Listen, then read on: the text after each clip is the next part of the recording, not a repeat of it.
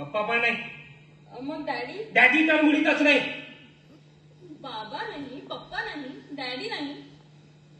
मग सोनू म्हणायचं तरी काय याला? फ्रेंड्स.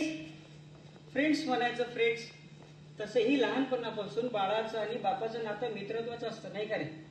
आमच्या दोघात कुठलं नातं असावं ना ते आम्हीच ठरवू.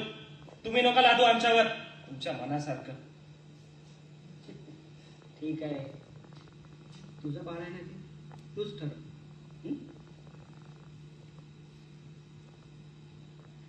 मोठी सुन, आता तू इथे बसायचं काकाजवळ.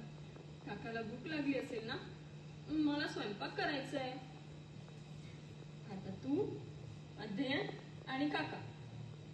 बाबा म्हणायचं, पप्पा म्हणायचं, डॅडी म्हणायचं का अध्ययन, ते तुम्हीच ठरवा.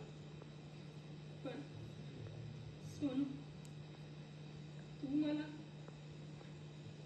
आईच म्हणायचं.